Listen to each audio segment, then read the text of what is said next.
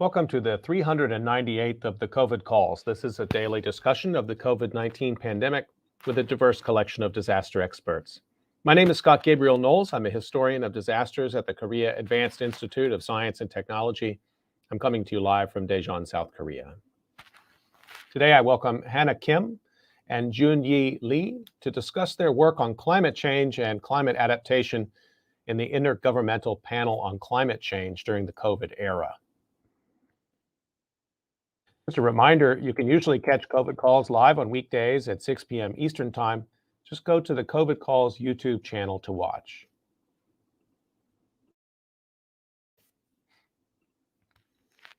You can hear COVID calls anytime recorded as podcasts on Spotify, iTunes, Podbean, or anywhere you get podcasts. You can also keep up with COVID calls via Twitter using the handle @USofDisaster or @COVID calls. Please help spread the word and send suggestions for future guests and future topics. And as always, please feel free to suggest yourself as a future guest. As of today, January 13th, 2022, there are 6,166 deaths from COVID-19 in South Korea. That's according to the Johns Hopkins University Coronavirus Resource Center. I've been reading an obituary or a story of advocacy for those impacted by the pandemic, and I'd like to continue that now. Headline is Surging COVID-19 cases at U.S. bases in South Korea prompts emergency meeting with health authorities. This appeared in the Hankyoreh, January 11th, 2022, and was written by Jang Hyun-yoon. South Korean disease control authorities announced that an emergency meeting was recently held with U.S. Forces Korea in response to a spike in confirmed COVID-19 cases at U.S. military bases in the country. The authorities explained that they had held discussions with U.S. Forces Korea, or USFK, on a stronger disease control response with plans to step up disease management efforts within the community. On January 6th, according to an announcement, we held an emergency meeting with USFK for sharing information regarding the situation of confirmed COVID-19 cases on military bases and to discuss measures to step up disease prevention and minimize transmission within the local community, explained Lee Sang-won, head of the Central Disease Control Headquarters Epidemiological Investigation and Analysis Team during a scheduled briefing Monday this week. The meeting came in response to a recent sharp increase in COVID-19 cases within USFK. Between December 28th and January 3rd, the number of confirmed COVID-19 cases within USFK rose by 682. USFK is to increase working from home, improve testing within bases, and discourage people from using multi-use facilities outside of the bases, Lee explained. The South Korean government is also stepping up its community disease management, for example, by encouraging residents of regions near USFK bases to receive a third vaccine dose, he added. Disease control authorities plan to continue discussing progress at weekly meetings attended by USFK, the Korea Disease Control and Prevention Agency, and the relevant local governments until the current wave subsides. In response to the sharp increase in cases, USFK moved on Saturday to increase its health protection condition, what they call the HP-Con, that level from Bravo to Bravo Plus. HP-Con classifies risk levels on a scale from Alpha A, Bravo B, Charlie C, and Delta D. The increase in the HP-Con levels means that unit members are restricted to visiting Seoul only for activities related to official duties. They are also barred from visiting clubs, bars, theaters, saunas, and outside health facilities. The HP-Con guidelines apply not only to USFK troops, but also to civilian employees, family members, contracted employees, and anyone else entering USFK facilities. On Friday last week, South Korean President Moon Jae-in called for, quote, close cooperation with USFK to more comprehensively manage disease control efforts to bases and troops.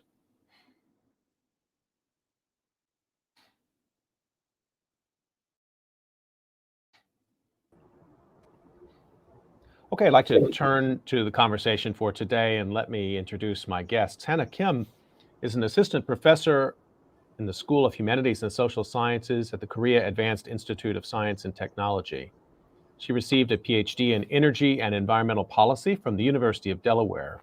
Her research interests are equity issues related to energy and climate change policies, energy transition, and non-state stakeholders' responses to climate change. Currently, she's working on several research projects related to sustainability issues in urban areas. My second guest is Junyi Lee. Junyi Lee is Associate Professor of Research in the Research Center for Climate Sciences in the Busan National University. She's also the Associate Project Leader of the Institute for Basic Science, the Center for Climate Physics. She holds a PhD in Atmospheric Sciences from Seoul National University. She works primarily on Earth system predictability, including not only physical variables, but also biogeochemical cycles on intra-seasonal, interannual to interdecadal time scales. She is a core writing team member of the IPCC's sixth assessment synthesis report. Junyi Lee and Hannah Kim, thank you so much for joining me on COVID Calls today. Good evening, everyone. Hello. And I owe you both a special thanks also for rescheduling this session. And also, we're just a few minutes late today because the internet inexplicably went out minutes before we were supposed to start. So thank you for your great patience. And let's go ahead and get started. Junyi, let me ask you first, if you wouldn't mind, just tell us where you're calling from and what the pandemic situation looks like there. First, good morning, good afternoon, and good evening, depending on where your time zone is. I'm Junyi Lee, calling from Busan, South Korea.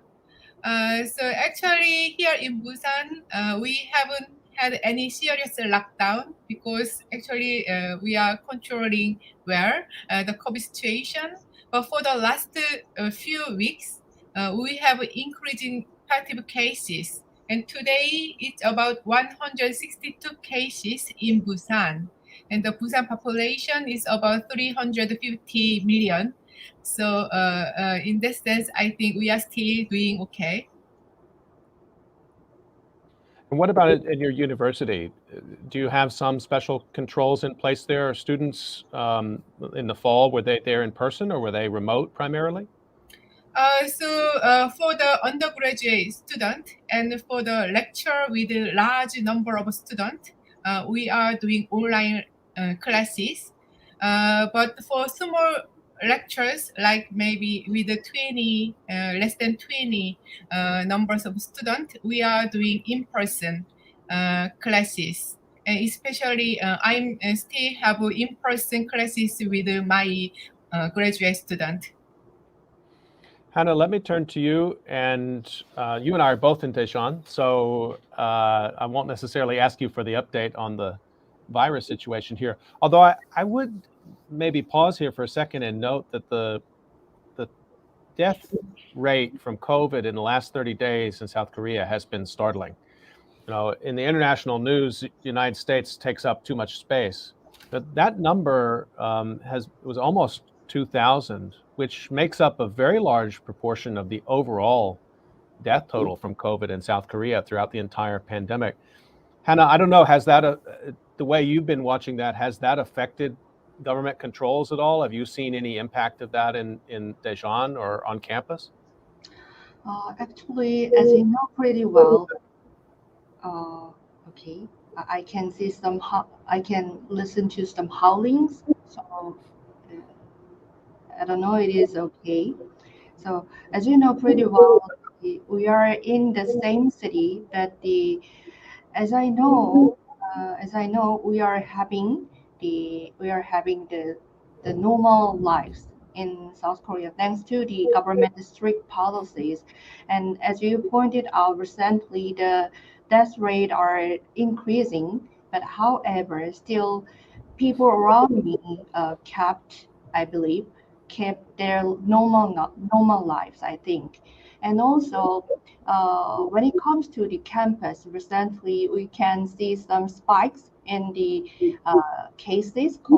positive cases in our campus, but still, think it is controlled pretty well. So let me, one of the questions that I've been asking guests is if they wouldn't mind sharing a personal memory of this time period. And Junyi, let me turn to you on that first. I know it's hard maybe to choose one thing, and we've been at this for almost 2 years now, but is there something that really resonates for you about this time? So, in 2021 and 2020, I mainly working for IPCC report. Then this pandemic has increased my workload a lot. So basically, I'm too tired with a lot of online meetings. And usually those online meetings are in the midnight in Korean time to have more people worldwide. So yeah, I'm very tired. But anyway, I finished with the working group 1 report, and now I'm working for synthesis report. And the report will be finished by this year, September. So after that, probably I will be more relieved. But right now, yeah, I'm too tired. And I really miss kind of international in-person meeting, communicating with other researchers worldwide. I guess, it's one of the things, you're going to be busy if you're working with the IPCC, but I guess there's some measure of fun associated if you know that you can travel and meet colleagues internationally, and now none of that. Mm-hmm. Hannah, let me ask you the same question, just about if you have a memory that really, sticks for you during this time. And Hannah, I think we were getting just a little feedback. I don't know if you have headphones there that you could put on. If not, you might just want to turn down the speaker slightly, because I think you might have been getting a little feedback before. Okay, now I turn down my speaker's volume, or I think it will be helpful. Sounds so good. I cannot point out one moment, but as a new junior faculty member who just joined in this campus, but compared to the senior professors in our university, I heard from them they had a pretty close they had a pretty close relationship with their cohort in other department, thanks to the various in-person meetings held at that time. But however, our cohort, newly joined faculty members could not have the kind of opportunities to meet each other in person. So I lose that point, and I cannot get back that moment permanently. So that is quite trivial compared to the serious and profound impact of the COVID-19 on other people in the world. But, in the world. But that is the memory of the pandemic to me. Yeah. Thank you so much for sharing that. And I arrived here in Korea only this past year in February, and have had a quite similar experience. Colleagues have been very warm and welcoming, but a great number of them I've only met by email. And if we do meet, it's for coffee outdoors or something like that. And now that it's cold, that's not happening either. So, well, thank you both for sharing those memories. We're going to talk about the IPCC, and I think as we start, Junyi, maybe you could start. Maybe members of the audience don't even know what the IPCC is, so let's start with that. And then let's talk about, maybe you could talk a little bit about your role on the 6th assessment report. What does it mean to be involved with that report?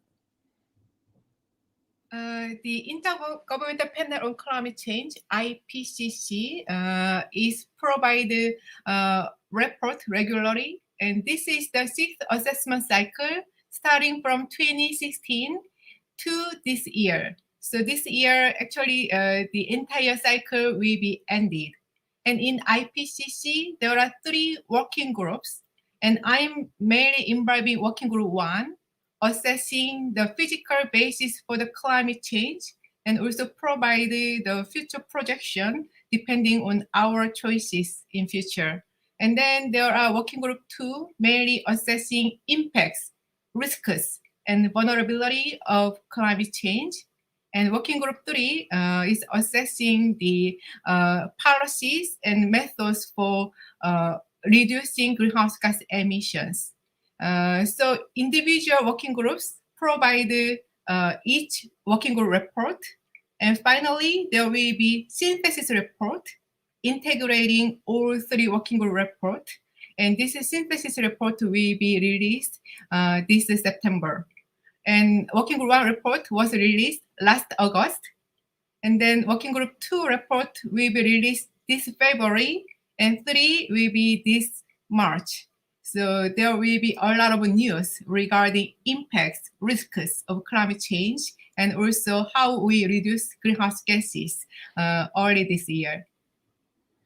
Hannah, just turning to you on that, your sense of what it was like for these working groups to have to meet online. How does that change the experience of the IPCC process? Actually, I'm sorry, I'm going to be far away from the audio. So as the Juni pointed out, the IPCC publishes the assessment report about every 6 to 7 years, and the most important session is the session where the assessment reports are approved by the panel. So in that session, very interesting things are being done. So every national delegates is reviewing the assessment report, especially the SPM, Summary for Policymakers. It is kind of abstracts for that whole paper, whole assessment report. So they review the SPM line by line, and then they provide some comments, revision comment to the authors, and then the authors can accept those provided comments, or they just reviewed that the comments to the panel. So through this very prolonged process, finally the assessment report were adopted and approved by the panel. So that kind of process needs a lot of discussions, very intensive discussions among the delegations. But however, due to this very specific situation, the pandemic, we cannot but meet each other online. But this online meeting can change the communication mode among the delegations, how the breakthroughs should be made among the delegates when the issues are conflicting to each other like that. Junyu, let me just ask if you wanted to add anything to that. And I'm wondering, how does it actually change the flow of communication? I mean, is there often hallway conversation or side conversations that take place that can't happen because you've moved into the online format? Or, how does it really change the nature of the interaction? So actually it changed a lot. For this time, last August, we had the first online approval process, but also we need to consider the different time zone. So usually the approval session is for 1 week, but we had a 2-week time. And then also, as you mentioned, we have a main plenary, and then there were many different online meetings among authors and also among delegates, and also we meet all together. So it was really active through online platform, and very much different from the regular approval session. But at this time, actually, I'm imbibing as author of IPCC report, and Hannah was involved as government delegate to review the report. This is my first time to imbibing IPCC process, but also I have many colleagues who already had a lot of IPCC experience before. And they told me that actually they have little difficulty this time for the approval session because we have a much longer period, and between meetings we also had a lot of author discussion for responding the reviewers' comment. So for me, it was really difficult 2 weeks in my life, but since we can use a lot of different online platforms, and since we can have more discussion among authors, so actually it at some point it helps for the process of approval.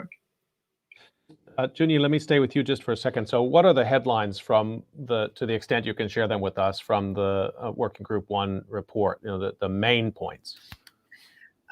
So there are many important points, but I think the most important message is that recent changes in the climate are widespread, rapid, and intensifying, and unprecedented in thousands of years.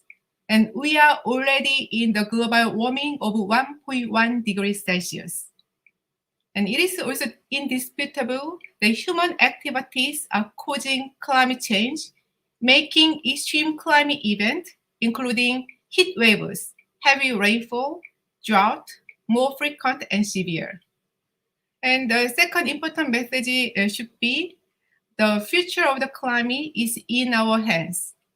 Unless there are immediate, rapid, and large-scale reductions in greenhouse gas emissions, limiting warming to close to 1.5 degrees Celsius or even 2 degrees Celsius will be beyond reach. Even with the immediate reductions in greenhouse gas emissions, it could take 20 to 30 years to see global temperature stabilization. Then the last but not least, some of recent changes already set in motion, such as continued sea level rise, are irreversible over hundreds to thousands of years. I think those three are important key messages of Working Group 1 report. They're powerful messages and very clear, and it makes me think about the first IPCC report, which I taught and talked about with students and taught back in the fall. And the language of the first paragraph of the first IPCC report it's alarming, but it's not definitive.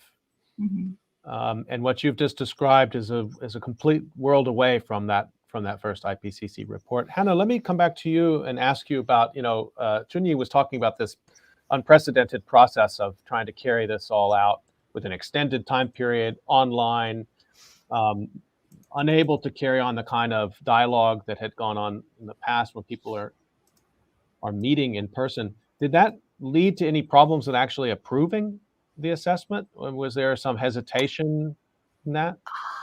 I don't think so.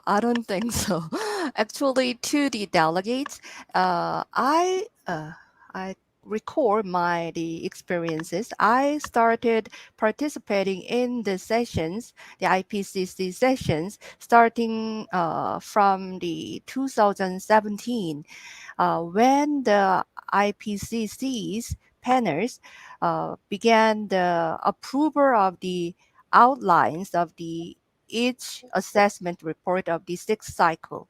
So I participated in several of the IPCC sessions during the cycle. And also I joined that the 1.8 special report approval session. But still, it is much harder compared to the 1.5 special report approval session. It is because the session was the prolonged, the longer the time, and also the time schedules were really crazy due to the strong request from different continents like Africa and Europe. So the timelines were really crazy for the approval session. So therefore, from perspective of the South Korea, we need to join the meetings like in the middle of the midnight, or 2 a.m. or 6 a.m. like that. So I attended that meeting in a coma status. So it was pretty hard. But however, still, that kind of situation was pretty similar to the previous the approval session 1.5 special report at that time. Even at that time, the national delegate should stay up all night to participate in the approval session. It is because almost all the lines were approved just before the end of the session. So that was the normal. So, but still, the prolonged the session was much harder to me. That the way you're describing it, what an honor to be involved with it, and then what a burden to have 2 weeks in which you basically had to flip your entire schedule upside down. I guess I had never really thought of that, in the sense that, of course, climate change is a completely global planetary phenomena. But for the purposes of IPCC work, at least during that time, people from around the world come together and share one time zone, and then they go back to their parts of the world. This is the first time it's been truly global in its engagement, I guess. Junyi, let me come to you on that, because I'm curious, if you could tell at all, how did the individual experiences of people, based on what's happening with COVID in their country, did that color at all the conversations? What were they bringing to the table? Because COVID in South Korea and COVID in the United States and Brazil have been wildly different experiences. Did that come through at all in your discussions?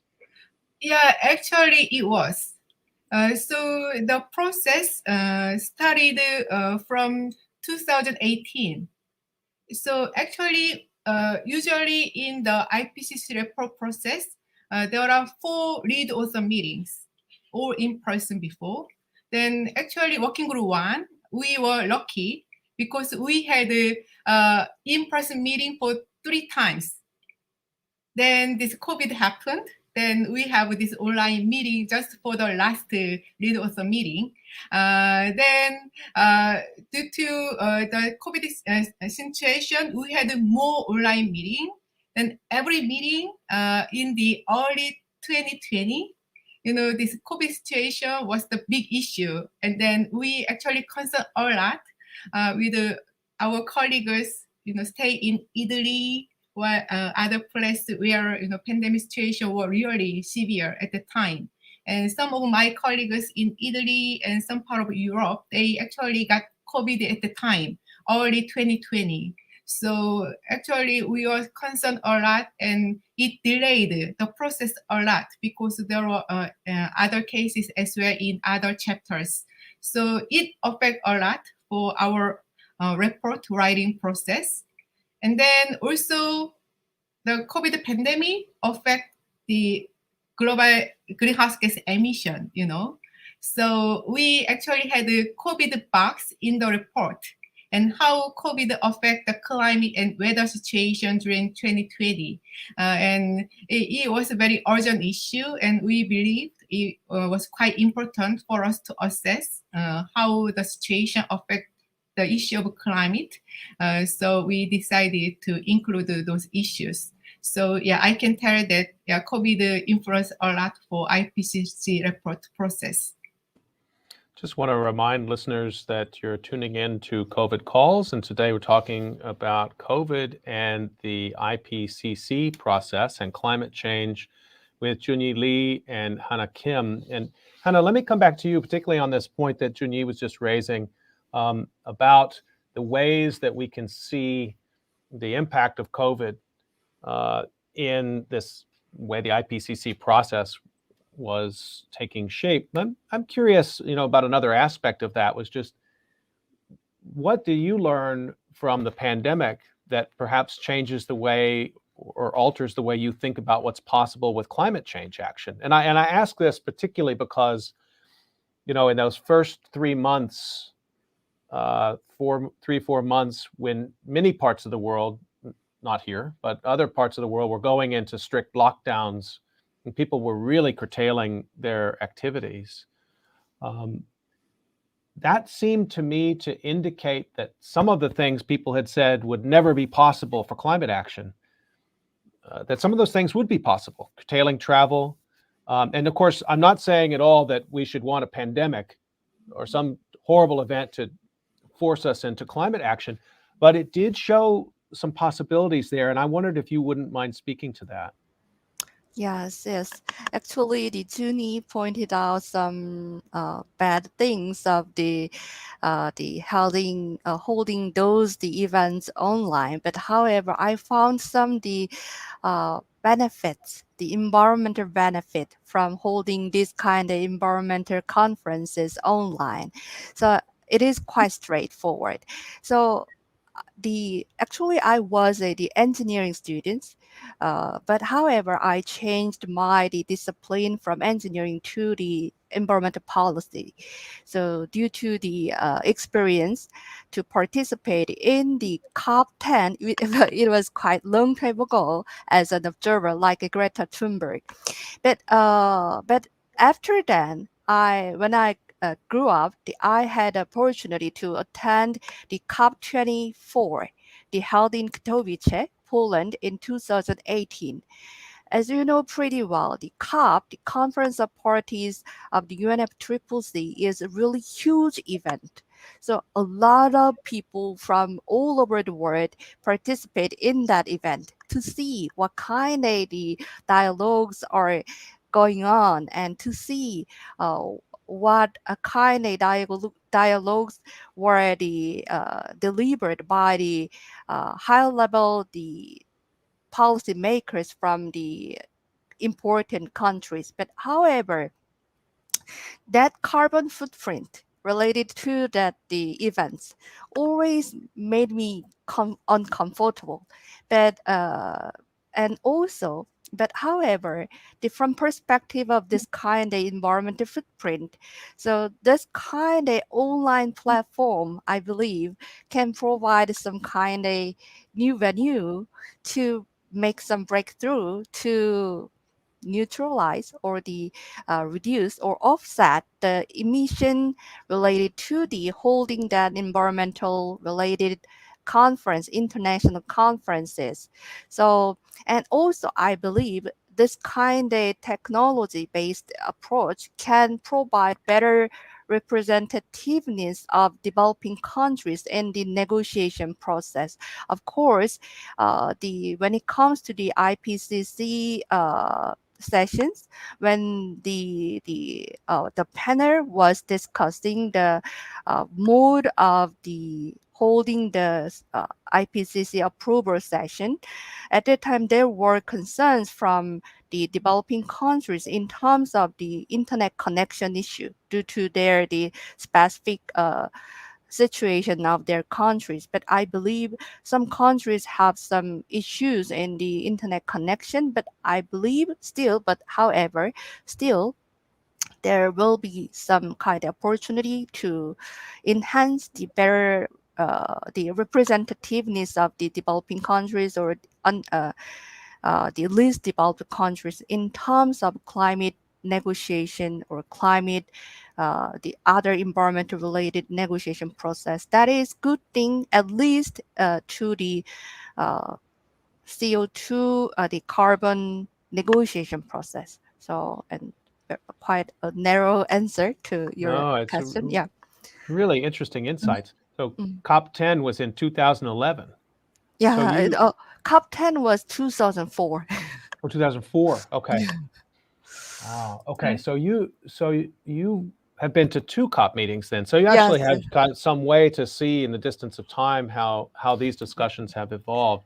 I'm fascinated by your insight too about this discussion because I think it's taken place in many different domains about Mm, what doing something remotely enables, what it inhibits and what it enables.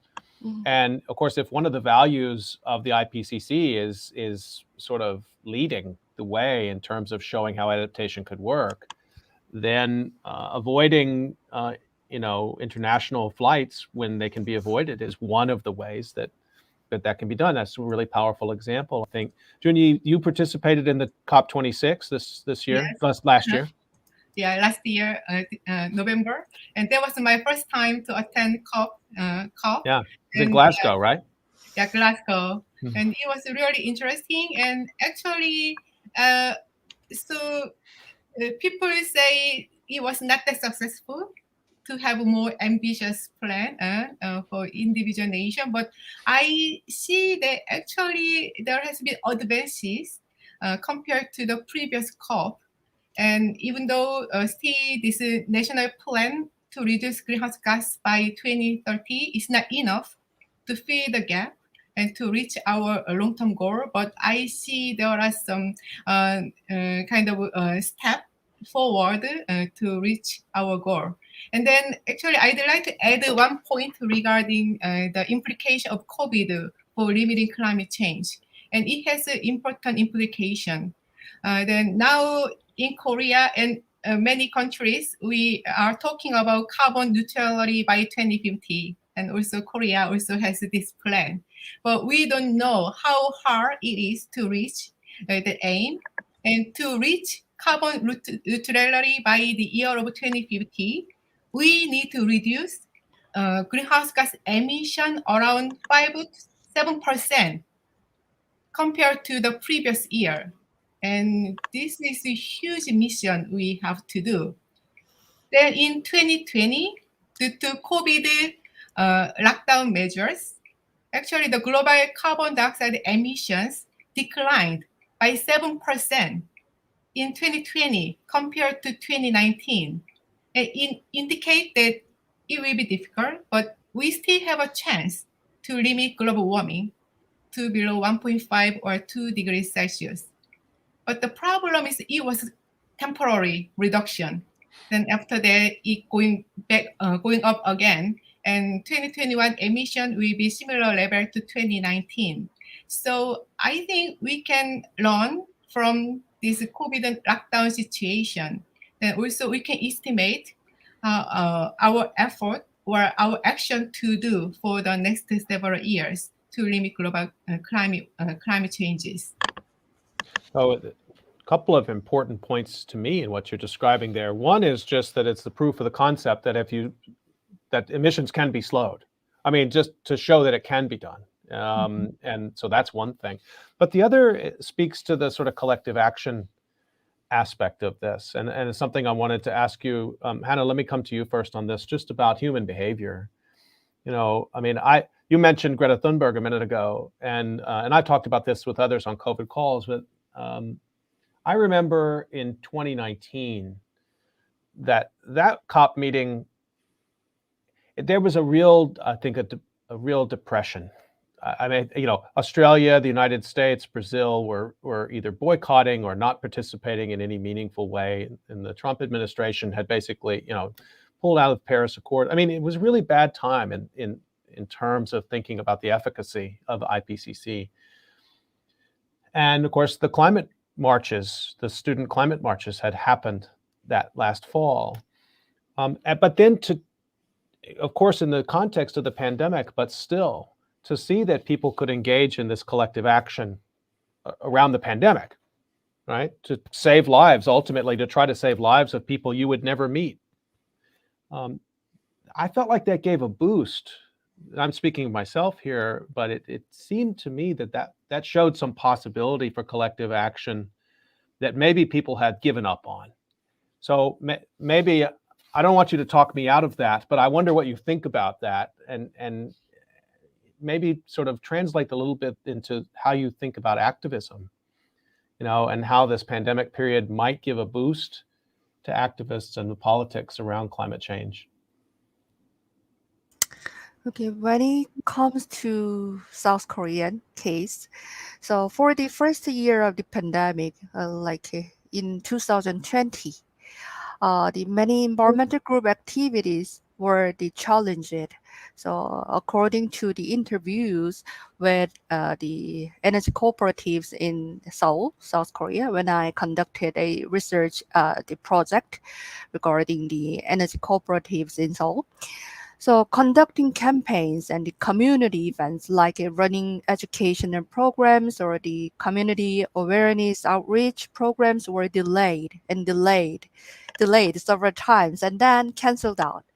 So however, I believe that in 2021, although the physical events are limited, still were limited, and even in South Korea, the situation is much better compared to other countries. But I thought people got through this based on the ITs.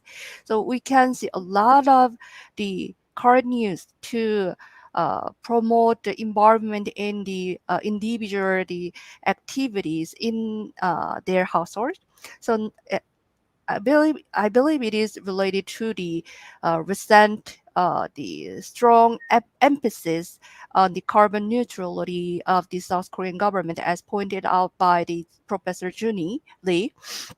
So, and also the recent popularity of the ESGs, the media broadcast the climate change related news and the documentaries very frequently. So, therefore, I think this is attributed to the increased. This attributed to the increased the frequencies and intensities in the climate change impact. So people's awareness of the climate change has been increased even under this situation. So so I can see a lot of commentaries the attached to the YouTube video clips, and Hmm. then they feel some kind of the sometimes sometimes they feel like a less efficacy in terms of the climate change environment the participation is because they know nowadays they know the how it is severe, how it is so serious. But however, I can see frequently this kind of commentary. So then what we should do, that kind of commentaries can be found very frequently. So nowadays, so therefore a lot of the internet cut news are trying to provide what to do in their household, what can be done by uh, every citizen. So Hmm. that is current movement in the South Korea, I think. That's thank you for that. It's so interesting too because those kinds of discussions dovetail with the ways that people have been asked to participate in the COVID Mhm. protection measures. Mm, So this idea of a shared governmental goal which requires community level and individual level action mm, is something we've heard about with climate change for a long time, but COVID actually shows that you have to do it. And of course in South Korea people have been doing it, unlike maybe in the United States. But um, so interesting. I just want to remind guests you're listening to COVID Calls, and I'm talking today with Hannah Kim and Junyi Lee about the IPCC process. There's one other aspect of that. Junyi, I wanted to ask you about this, um, and whether or not the IPCC is looking or will be looking at the connection between climate and COVID in this way, perhaps that climate change might have made zoonotic spillover more possible. That where animals are in their populations and where humans are in their populations are changing as a result of climate change, and that pandemics like this one or potentially future pandemics are also connected with climate change. It's not necessarily an obvious linkage, but seems like the science has been moving that direction. Is that on the table for IPCC? So as far as I understand, Working Group 2 report assess those aspects. And we have including evidence for the connection between those pandemics occurrence and the global warming. So I don't know yet, but probably we can see more evidence in the Working Group 2 report coming this February. Then anyway, this is a very important issue worldwide right now, not just IPCC, but now I see that many researches regarding these issues. So I think we can hear more about those linkages. Then also I see that there are a lot of similarities between pandemic and climate change issues. Then I think we need to further assess the similarities and how they link each other further. So let me just shift gears here for a second. I want to talk with each of you a little bit about your individual research. I mean, we've been talking mostly about IPCC here, but Hannah, let me ask you first. I know a little bit about it because I'm your colleague and I'm fascinated by the work that you do, but I'm curious, maybe you could talk a little bit about some of your current work and where it's headed. And I guess I'm asking also because I'm curious how you've had to adapt the work to cope with COVID. Ah, actually, that is quite good question.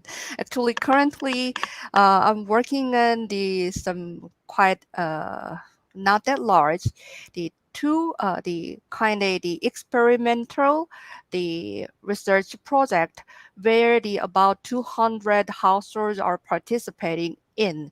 So those households with the smart meter, so here smart electricity meter means the gives the hourly electricity consumption data to the participating household with the smartphone applications. So, but however, we cannot meet that the to conduct the research and or the survey. So, but however, as you know pretty well, to provide a financial the incentives for the participating the household, we need to get some the signatures of the participant. But that kind of the administrative works really become really headaches. So we are uh, doing we are changing our mode by doing those the collecting those the constant doing that agreement form through the online, and also we are the making some we constructed chatbot Kakao Talk chatbot so to communicate with the participating the household and to provide the information directly from our the research group to the participating the household. So we are, I believe we are put more times than it should be the conducted in a physical way. So Did it have any impact on the response rate? uh, actually up to now uh, we provide a quite strong the incentives for the participating the household. So it did not affect the the participation rate. But however, when we mobilized the participant at that time, we received a lot of the complaints, calls from the the tentative participants. It is because they are dubious oh, who we are. So they really want to know the Professor Hana Kim is really the member of the KAIST. So they contacted the school. So yeah, that is kind of the So the dean the is fielding calls to verify that you are indeed. yes. Yeah, I understand that. And the smart meters are ones that give residents a chance to actually monitor their electricity usage in real time. And so we're trying to understand if they will change their behaviors with more information. Is that correct? Yes, right. Yes, right. But the yeah cell phone, by using cell phone. What's your working hypothesis right now? So, but Or because if you don't want you to talk about it, it's okay. okay, It could okay, be, okay. yeah. So Go ahead. If you want to yeah. say anything, it's okay, but I don't want you to give away the results. Oh If you no want no to no no no. It is okay. But my hypothesis, uh, the the people with the high stronger norm self norm in terms of the environmental protection or the other the things, in that case they will show some kind the better the or the advanced patterns the in terms of electricity consumption compared to the other groups. That is my hypothesis. But the kind of the changes could not be found, especially in the spring season. It is because in South Korea the electricity rate are the relatively much relatively lower than the other OECD countries. So in the spring season there is quite no incentives for the households to reduce the electricity consumption. So, but I hope some the pro-environmental household sustain their electricity conserving activities in their household. Junie, let me turn to you and see if maybe you can tell us a little bit about your quite fascinating research program. I mean, come from an atmospheric sciences background and you work on Earth system predictability. But what kind of studies are you working on? So my major interest is the climate change in the next 10 to 20 years. where also the natural climate variability contribute in addition to human-caused climate change. So actually we can understand easily because our climate this year is quite different from last year, right? There is a lot of inter-annual variability, also interdecadal variability, where natural climate variability play important role. That is including some forcing from solar variation, volcanic eruption, as well as internal climate variability inside the climate system. Then also I'm interested in some marine ecosystem and terrestrial ecosystem, which include wildfires or marine heat waves and other biochemical cycles like CO2 flux in the ocean and atmosphere interface, something like that. So those are my main research interest. And now I'm involving the IBS Center for Climate Physics located in Busan National University. And here we have really good team. Our director is Axel Timmermann from Germany. And we have about 40 research scientists worldwide. So we have a really good team, and we are using our own supercomputer for climate modeling and climate prediction. So do you have a few key sites around the world that you use as sentinels to collect information, a few key sites that you're monitoring over time, or do you approach it in a different way? So, in terms of climate data, we have a really good monitoring data set from satellite. And also we have many, site information. So we have really well covered climate data. And this is really big data we are having. So many observational data from satellite and ocean observation and also inside observation. So we are collecting all those information and analyzing the pattern of climate variability and changes from the observation. And also we are doing climate modeling. So we are compare this model simulation with observation, and using some different future scenarios, we are doing some prediction for future climate evolution. I see. And in terms of South Korea, where do you expect the greatest impacts? Will it be in coastal zones or in areas that are going to be more prone to wildfire? Or it may be many effects, I'm sure, but what are you looking at most closely? So basically, we are first working for temperature and precipitation change. Then for the temperature, we see more increase in the inland and megacities. But there will be more flooding event across coastal regions. So Busan is one of the hotspot. So there will be increase in the heat waves, but also maybe increase in the sea level and also more coastal flooding event, something like that. And maybe in the Daejeon area, also I think you are having more increased frequency of extreme rainfall event. And it will continue in future. And have you had to adapt the way your team works because of COVID? So in Busan right now and working space, actually we are doing normal, work.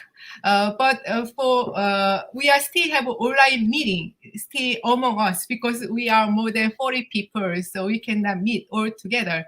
But still we can do normal working here and then collaborating each other. So that we are affected by COVID, but not much compared to the other part of the world, I think. We're almost up on time in our conversation today with Hannah Kim and Junyi Lee. I just want to give each of you a chance if there's anything we didn't talk about you wanted to raise. And I guess my final question to you is this incredible process that you described on working on the IPCC during the pandemic. Hannah, I mean, is this something you want to keep working with? Do you see yourself continuing to be engaged in this kind of global climate science diplomacy? I mean, it's such an undertaking. And I wonder if you plan to keep doing it. Actually, I expressed the willingness to resign the advisor role. It is because the working online is working online is hard to the junior, the faculty member especially, and also especially when it is done online, I cannot be separated from my own work. So in the daytime, I need to work for the school. I need, and also in the understand. nighttime, I need to work for the IPCC. But and also this year, this 2022, it is kind of super year for the IPCC. There are three assessment report, including synthesis report, should Right. be approved. So it will be crazy. So I cannot attend all the meetings. So I expressed I will resign for this advisor role. It is really honor for me to work for the IPCC and learn from the many experts, and I really admire their aspiration for this participation. It is because they are not being paid at all. They are voluntarily contributing to this process. So I really admire admire of their the contribution. But I currently am the junior professor. After being the secured, and then I want to be rejoin this process, and also rejoin the I want to process. contribute to this process as well. Well, thank you for that. And that's a 24-hour cycle of work. That's not sustainable. Yes. So I'm sure you'll rejoin it in the future. Junyi, what about you? Is this, as Hannah just said, we're moving into the 2022. We're in it super year. Are you exhilarated by that, or are you already tired? I'm exhausted but still excited a lot. And this is a fantastic experience. So I feel I'm really lucky to involve many IPCC process. I was a coordinating lead author for Working Group 1 report, and now I'm working for synthesis report as co-writing team member. And yeah, as Hannah mentioned, actually every day I have at least one online meeting, usually during midnight. And also, yeah, I need to have a regular work in my school. So this is really tired work, but I'm learning a lot, working with many people in the world. And now in the synthesis report, I'm mainly climate scientist, but I'm working with people in other fields, in policies, economies, impact, and many other things. So for me, this is a great opportunity, and I'd like to continue to involve and contribute to this activity. And especially, being an author is really honor, and I was selected. But I think I was selected because I'm kind of a relatively young Asian woman scientist, which is not that many. So I think, yeah, I feel really lucky, but also this is fantastic job. So I really want many young people want to challenge it, to be authors or even government delegate of this IPCC report, because individual process and step you can learn a lot from that. I just want to remind everyone you've been listening to COVID Calls, and you can usually catch COVID Calls live at 6 p.m. Eastern Time. This has been a special COVID Calls at 5:30 p.m. Korea time. And this was a two-a-day COVID Calls day for me. I talked with Kevin Coakley this morning from the University of Texas, Austin, about the COVID-19 racial justice endemic. I hope you'll get a chance to go back and watch that episode. And please join me at 6 p.m. Eastern Time, January 13th. So for people in Asia, that's tomorrow morning, when I'll be talking with Jason Abeluk, who's an economist at Yale, and we'll be talking about recent research on the efficacy of face masks. So Hannah Kim and Junyi Lee, what an honor to talk with you and to get this sort of insider information about IPCC in this extraordinary time. Thanks so much for joining me today. Thank you very you. much for having us today. And also, I'm really enjoying also hearing from Hannah as well. Thank you very much. Thank you. Thank you as well. Stay healthy, everyone. We'll see you next time on COVID Calls.